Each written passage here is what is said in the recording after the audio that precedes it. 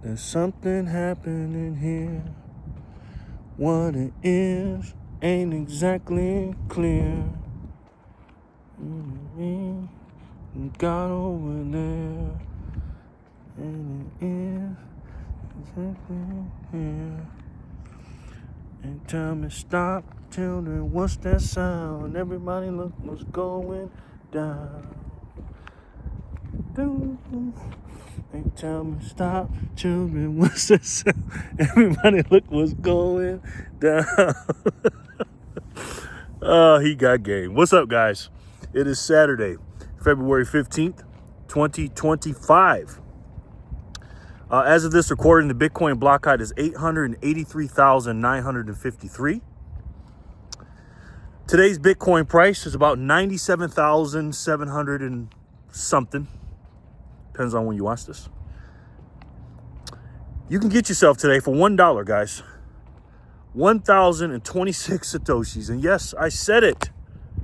For one measly dollar. My goodness, guys. Welcome back to another episode of Satoshi Saturday. Episode number 53, the official Satoshi Saturday. I think I'm the only one that does this. I'm pretty sure I am. And I'm still in disbelief, man. My jaw is hitting the floor, as you can see, that Bitcoin is still under $100,000 after what we talked about last week. All the demand and even less supply. And we have nation states now, even more nation states, more than we did before, not only buying Bitcoin, but hoarding it, putting it on ETFs, and even being more bullish on Bitcoin and Satoshis. And I got to tell you, man, is there a little manipulation going on? Maybe. And as you can see from the title of this video, which I don't know what I'm going to name it yet. Depends on what direction I go with this. But you got to stack as many of these Satoshis that you can before everybody understands and find out what this thing is and discovers what it is. That's what it all comes down to. Because again, we can blame it on manipulation and all this other stuff on why the Bitcoin price is down. You know, a lot of people will say, you know, there's a lot of quote unquote paper stuff floating around, just like they used to do with gold and silver. They still do with the Crimex. They do that. This is why they say, if you don't hold it, you don't own it. And again, as much as I love, I love Strike. I love Bitcoin Well, Swan. Swan's having a few problems. They're working it out though. They're in court. But if you have it on the exchanges, guys, it's not your Bitcoin. And again, even with Bitcoin only companies, you use them to acquire your Bitcoin in the best way possible by supporting them, what they're doing, obviously. And getting the lowest fees and supporting the ecosystem of Bitcoin. But at the same time, don't keep it on the exchange, guys. Get it on if you got a hot wallet, get some of it on a hot wallet. But 90-something% of your Bitcoin should be in cold storage. And I highly suggest you get yourself a cold card. And again, there's no links for it or nothing like that. But that's the company I use is Cold Card, and then download the Sparrow app to your desktop. But anyways, when I look at the price today, or any day, I look at it and say, okay, why is it this price, right? Is it because there's that amount of money in it? Because again, however many dollars there are and how many Bitcoins there are, you got the market cap and stuff like that. I believe we're at like 1.8, 1.9 trillion in market cap, which is a lot, of course, especially for quote unquote cryptocurrency or a brand new asset and all that. We have hit over the $2 trillion mark. And as you guys know, lately we've been talking about this last couple of weeks in the Bitcoin space, that any company, asset, whatever, that's hit over the $2 trillion mark has never gone belly up. It's always worked out and gone even higher. And obviously Bitcoin surpassed that when we hit over $100,000. But when you look at the price and the market cap, And then you look at how many people there are in the world and also compare it to other assets. Again, I think we're number 7 on the list of top market caps. Number 1 is gold. You look at it and go, why is that priced this way? Well, my estimation is the lack of information and the lack of knowledge. Now, do people know what Bitcoin is? Sure. If you asked 100 people in the street, from old to young, what Bitcoin is, or have you heard of Bitcoin? They'll tell you, yeah, I've heard of Bitcoin. Probably out of 100, I'd say at least 85 or 90 of them would say, yes, I've heard of Bitcoin. There's a few that I've asked that said, no, I never heard of it. Really, that's surprising, but they never heard of it. But let's just take the 100% of that 80 or 90% that do out of every 100, that do or have heard of it. Now, you got to narrow it down even further and say, okay, well, do you know what Bitcoin is? And I asked them that too. I said, you ever heard of Bitcoin? They say, yeah. I said, okay. What is it? You know, if I had to give you $100 right now, what is it? And out of 100, I don't know the exact numbers, but it's not a lot. It's not a lot that it can actually tell you what it is. A lot of them, most of them can tell you it's a cryptocurrency, but some of them say, I don't know, is it a stock? Is it a whatever? You know, maybe 55, 60% could tell you it's a cryptocurrency and the rest can't. And then out of the rest of them who know it's a cryptocurrency, some will say it's a digital money or it's a private money, or, you know, they'll go down a little further. But again, when you start digging and asking questions, which I do a lot, you'll quickly realize that they just don't understand and know what it really is. And even for the people that do understand what it is, and they do have a quote unquote portfolio of cryptocurrency, it's very rare you meet someone that has a full understanding of exactly what Bitcoin is, what it is going to do in the future, and the problems that it solves, the many problems it solves. They just don't understand. A lot of them still thinking of fiat from a fiat standpoint, and rightfully so. Meaning they want to take it and quote unquote make money and flip it and stuff like that. But for the most part, they just they don't get it on our level. And what I mean on our level, the people that here that are Bitcoiners, that are Bitcoin only. Because again, if I meet someone, and I always say this, tell me you don't understand Bitcoin without telling me you don't understand Bitcoin. If I see someone that has a Coinbase exchange app with some other coins on there, and let's just say they have half Bitcoin and the other half, you know, they got $100 total, they got 50 in Bitcoin, and the other 50 they got it split between, you know, $10 of Ethereum, $5 Cardano, $5 this, $3 that, $2 whatever, with a bunch of crap coins. Am I going to assume that they don't know about Bitcoin? No, but I am going to assume that they don't fully understand what Bitcoin is. The other layer I pull back for those kind of people, and I ask them this, I say, do you know what a Satoshi is? And a lot of them don't know. And if you don't understand what a Satoshi is, then you, again, tell me you don't understand Bitcoin without telling me you don't understand Bitcoin. Because if you truly understand what a Satoshi is, that changes the game. Now, do they know that they can buy fractional pieces of Bitcoin? Sure, they know that, because they can see it on their exchange. They know that they're not going to buy a whole Bitcoin at 100,000 or 97,000, whatever it is. They know that. So they buy little pieces of it. But they look at it from a perspective of B, as in Bitcoin, 0.000, and all the 8 numbers behind it with the amount of quote unquote fractional pieces of Bitcoin they have behind that decimal point. They don't understand what Satoshis are, and they don't understand how valuable it is. A lot of them don't understand it, and I asked them this as well. Do they know how many Bitcoin there are gonna ever be mined? A lot of them don't. They don't know. So the lack of understanding, in my personal opinion, is the reason why the price is what it is. Now, I've said this in other videos. The $1 million price range is gonna be the one that's gonna change everything. $1 million mean $1 million per Bitcoin. And again, guys, for those of you in the back, there's really no such thing as Bitcoin, okay? I mean, yes, there is Bitcoin, but it's 100 million Satoshis, okay? So is there really some digital golden coin that looks like a a 1 ounce gold coin with a B on it? No. Is there really just one Bitcoin floating around? No. It's just a bunch of Satoshis together, clumped up. Because if you had one Bitcoin right now, 1.0000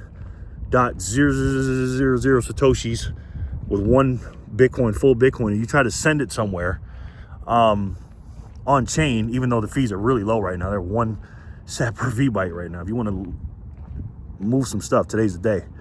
If you move it, you're going to have to pay some fees for that, and you have to pay them in Satoshis. And if you did that, then guess what? Let's just say you did pay, I don't know, the whole Bitcoin. So you say you only, paid 1 sat or 10 sats or whatever. Well, once that 1 goes away from that, gets knocked off from that 0 point, or that 1 in the beginning, and it goes to 0.9999 whatever, then you don't have a full Bitcoin anymore, even though you do. So again, don't get caught up in the Bitcoin thing. This is why I make these videos. It's all about the Satoshis. But we're ahead of the curve on that. But what's going to happen when we hit $1 million quote unquote Bitcoin price? That's going to change everything. People are not going to be looking at that price anymore after a few weeks or a few months. They're going to start looking at everything in Satoshis. How many Satoshis you can get for $1. They may call it fractional Bitcoin in the beginning, or I don't know. By then, it depends on when it hits. Like, again, it depends on the SBR, Strategic Bitcoin Reserve. That's going to be the catalyst, in my personal opinion. At $1 million Bitcoin, it's going to be 100 Satoshis for $1. And that's what they're going to start looking at.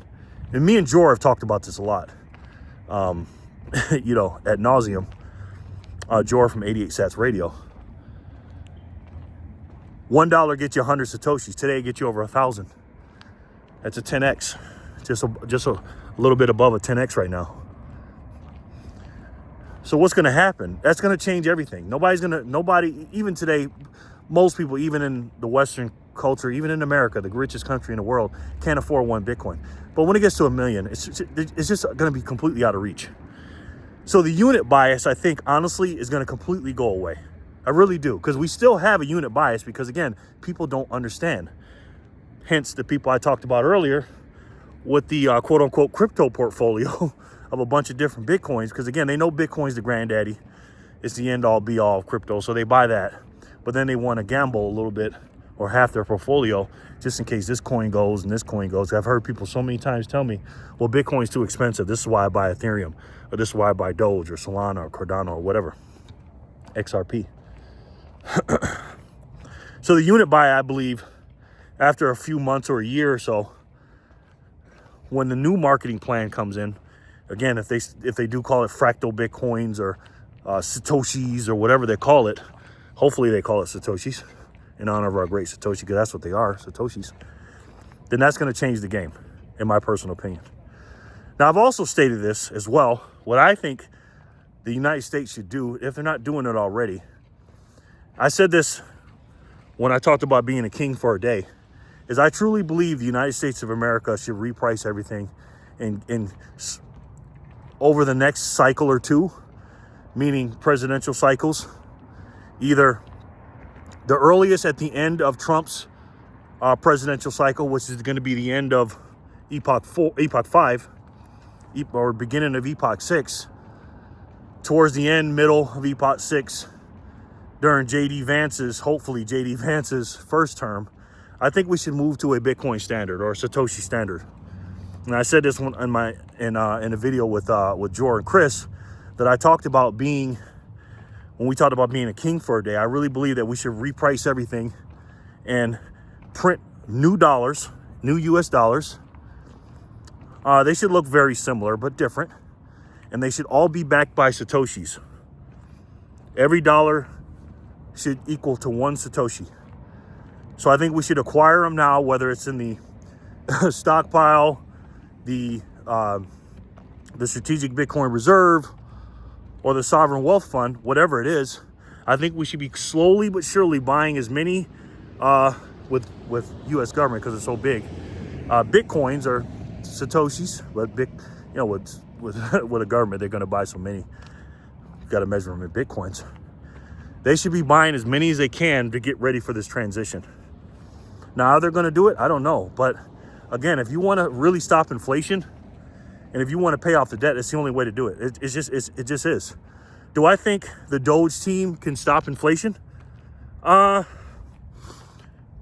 don't know, man. We've kicked this can down the road so much.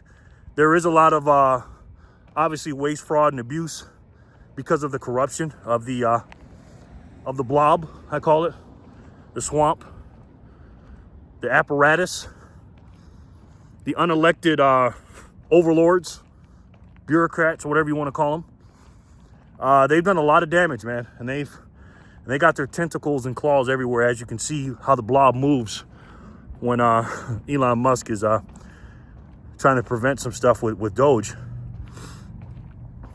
trying to sue him and all kind of stuff. Can you imagine getting mad at the guy who's not getting paid and sleeping on the floor? You're getting mad at him for finding the corruption and not getting paid, by the way, but you're not mad at the people that are getting paid and causing the corruption. Common sense ain't common, guys. So that's what I think we should do. And once we hit a certain amount, I think we should aim for 1 million. That's a realistic goal. I think the United States of America could get a million Bitcoin. We got almost 200,000 now. I think we can get that by the time JD Vance is maybe in his first year or two in his cycle, and again Epoch 6. And other countries will buy it as well. So that's why I say 1 million, because I think RFK wanted 4 or 5 million, if I remember correctly, one of the two. It's either 4 million was 5% or 5 million was something. It could, I don't remember. It was a lot. I think that's a little far-fetched because, again, once we hit $1 million, I think a lot of people are going to get in that don't have diamond hands. They're just going to get in because they want to make quote-unquote money and not miss the boat and not fully understanding it. But I think what's going to really happen, and I hope it's going to happen, if the United States is smart, and the reason I'm saying this is because Donald Trump has a lot of Bitcoiners on his team, a lot of very, very smart people. And although Doge is doing a great job trying to uncover and discover the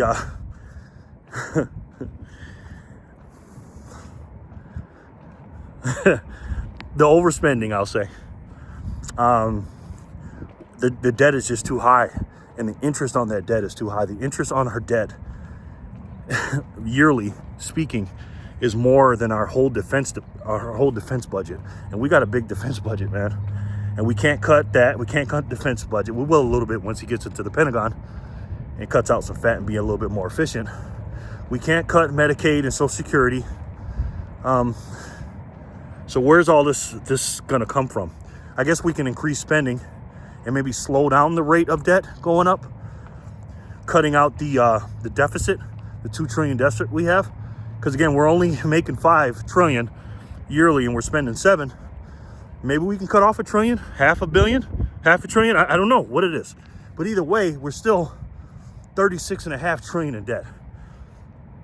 So will inflation slow down for the US dollar? In the best case scenario, maybe. But there's still, well, again, with the interest on that debt, it's just, I don't know. I don't see it happening. So again, that's why I always say at the end of my videos that the only way we're gonna not only stop inflation, but reverse it is through Bitcoin and Satoshis. And then the only way to pay off the debt is when we enter into a new system to pay back, get rid of the old and pay back the old system that we owe, because we have to pay that back. That we borrowed a lot and we printed a lot. And get everybody on a fair and balanced money in the 21st century, in the digital world. So here's my proposition. Like I said in that video, I think we should peg a new US dollar, and it should say "In God We Trust" and all that stuff, but it should say 1 Satoshi equals 1 Bitcoin. This is how much we have in the treasury or whatever we call it, and we should have an open source system to see exactly how many Satoshis we have at all times, 24/7, just like El Salvador does, and a few other companies. I think River does it, and a few other companies does it too. I think it should be an open ledger, and I think with this very transparent presidency, I think they will. And JD Vance is a Bitcoiner, guys. So once we do that, let's say we get up to 1 million. A lot of people ask, well, that's only 1 million Bitcoin, how we can do that? Well, that's a lot of Satoshis. I don't know what the math is on that. 100 million times 1 million. Let's see, 2.1 quadrillion is 21 million. So what would that be, guys? Let me know in the comment section. So every Satoshi should be $1, but then they should move the Satoshis back 2 decimal points and then make change out of it too. So you can have 100 micro units of every Satoshi for just like the change, like we have $1 now. For people won't get, you know, oh, it's so much different. It's really not. It's the same. You still got the same dollar. It looks the same, but it's a little bit different. But now, not only, yeah, you're getting paid less. And, you know, an average salary probably in that scenario might be 1,000 Satoshis a month or something like that, or whatever the math comes out to. And then, you know, a house can be double your salary. You know, you're making 12,000, 10,000 Satoshis a year, whatever it is, 8,000, 15,000, whatever. And then it should be, you know, your average salary should be about double, just like it was in the 50s and the 60s. A house should be an average salary of double of your salary. A house should be in the beginning, but then it's just going to keep getting cheaper. So the harder you work and you put some Satoshis away, you're not struggling anymore. And is it going to be hard to do? Yes, of course, it's going to be hard to do. But in the meantime, until we start doing that, this is just all me dreaming and stuff. And I think this is going to be in fruition. Again, I think this is going to be quicker than we think it is, man. Because again, we're coming up quicker than you think. Because again, 2015 wasn't that long ago. When 2035 hits, it's only going to be, because we keep looking at the price it is today and how many Satoshis we can get today. 99% of the Bitcoin is going to be mined. All Satoshis, except for 1%, is going to be mined over the next 105 years. 2035 to 2140. Like I said, until then, and people really understand the blockchain and the mempool and the scarcity and the divisibility and the deflationary stuff and stuff like that, this is our opportunity to get as many as we can, many Satoshis as we can. This is why I always say it at the end of the videos. They're going to be building statues of you. You're going to be a legend, this, that, and the third. People are going to be working for this thing, because there's going to be a time, it sounds crazy to say this, and you hear Bitcoiners saying it, that you're not going to be able to buy Satoshis.